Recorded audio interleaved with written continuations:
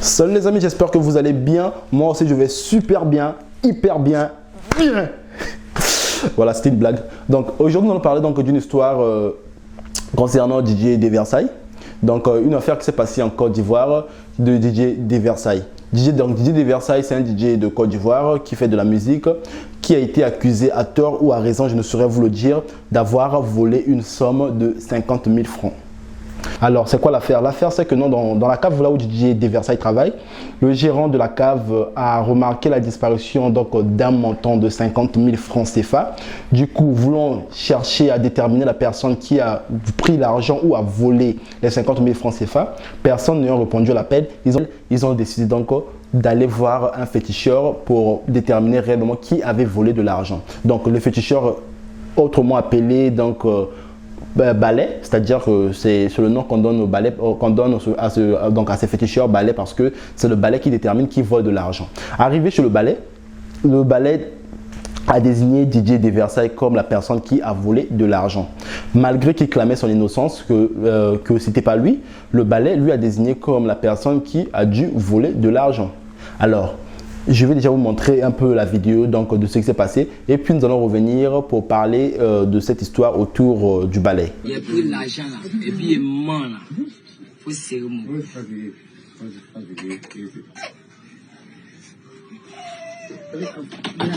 Balai, si c'est lui qui a pris l'argent, le sac là, s'il est quitté dehors, il n'était pas dans la maison avec nous là, il faut m'attraper.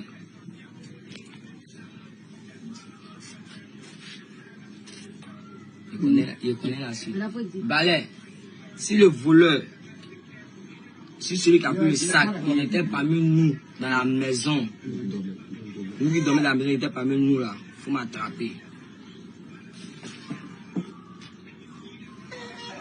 Hé, t'as quoi? T'as fait balai là? Hein,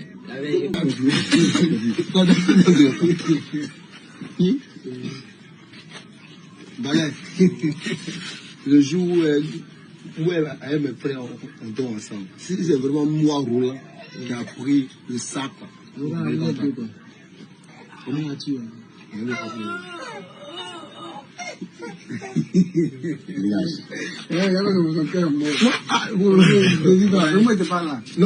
Non, quand vous êtes avec quelqu'un, je dis simplement, bon, Balai, si moi passer dans la journée, pour son argent, tu m'attrapes. Il fallait m'attraper, je dis allez, va-t'en. Et maintenant, on va passer à toute la journée.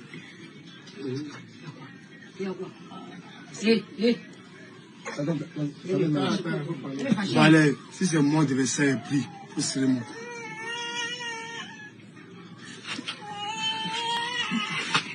Demandez. Faut parler. Dis c'est normal. On dit rattraper. Attraper le bien, va tomber. Attends, pas t'as se calmer d'abord. Non, calme. Tu vois, tu es ici. Tu vois, il n'a plus là. Il a vérité. On n'est pas plus là. On est pas plus là.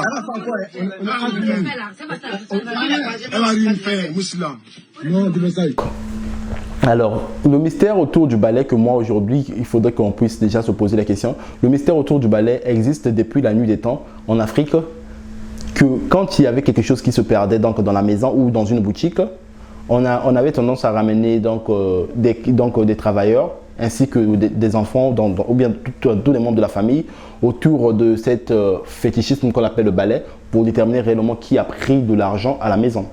Donc quand c'était toi qui avais pris de l'argent ou bien c'était une personne qui a pris de l'argent, le balai a eu tendance de bloquer la personne pour désigner c'était la personne. Donc ça pouvait te serrer autour du cou jusqu'à peut-être à perdre connaissance si tu n'avouais pas. Donc aujourd'hui ce mystère a changé vraiment au cours du temps, que ce mystère n'a plus vraiment sa crédibilité. Pourquoi? Parce que aujourd'hui certaines personnes quand ils voient déjà de l'argent, par exemple dans une famille, ils décident d'aller voir par exemple le balai que, eux, ils sentent, donc, que la famille a tendance à les ramener pour dire quand j'arrive, désigne une autre personne, ne me désigne pas comme étant le voleur. D'autres encore, parfois ils décident donc d'aller voir le balai, ils veulent déjà qu'une personne puisse être accusée, que je suspecte telle personne, je veux que le balai que tu arrêtes telle personne sur cette affaire. Même d'autres encore parce que pour vouloir par exemple humilier une personne, ils partaient voir le balai pour voilà, désigner une personne parfois sans que l'argent puisse être puisse se perdre ou comment. Ça se passait comme ça. Moi aujourd'hui, je me suis posé la question sur cette affaire de Didier Versailles qui m'a remis en question sur un commentaire que j'ai vu. Une personne qui était déjà allée donc voir la même personne qui fait cette histoire de balai a dit que non, une fois que sa sœur avait sa copine donc, qui travaillait pour elle, il y avait de l'argent qui avait disparu, 300 000 francs CFA, que sa sœur cherchant à vouloir désigner qui avait pris de l'argent, ils n'ont pas trouvé, ils ont décidé donc d'aller voir le balai. Une fois arrivé chez le balai avait désigné donc la personne qui travaillait chez sa sœur comme voleuse. Donc la personne en question a dû clamer son innocence malgré ça, mais le balai lui avait désigné comme étant la voleuse. Donc après, au bout d'un certain moment, donc c'était une Malienne, elle a décidé donc de rentrer chez elle, au pays. Elle a quitté la Côte d'Ivoire pour rentrer au pays. Elle est rentrée au Mali. Un jour, sa sœur en fouillant donc ses documents, elle retrouve les 300 000 qu'elle avait mal placés, qu'elle avait égarés quelque part. Et c'est là où elle s'est rendue compte que non, ce mystère autour du balai, ce n'était que du mensonge. Et elle a décidé donc de vouloir chercher à trouver cette fille qu'elle avait donc dû chasser de chez elle pour vol. Et une fois qu'elle a cherché la personne, elle n'a pas trouvé. Après, au bout d'un moment qu'elle a décidé de faire un tour au Mali, qu'elle a dû retrouver donc, la fille en question, donc elle s'est jamais mariée. Et elle a dû demander pardon à cette fille donc l'a pardonné. Et moi, personnellement, quand j'ai lu cette histoire, je me suis posé la question, est-ce que réellement vous croyez dans cette histoire de balai? Dites-le moi en commentaire, que pensez-vous réellement de cette affaire de Didier Versailles? Pensez-vous que c'est Didier Versailles qui a pris de l'argent, qui n'admet pas, ou bien vous pensez que non, il est peut-être innocent, qu'il n'y a que des amis qui veulent l'humilier? Dites-le moi en commentaire. On se revoit pour très bientôt et surtout si tu as la possibilité, abonne-toi à la chaîne et puis n'hésite pas à partager. Quant à moi, je vous dis à ciao, à bientôt.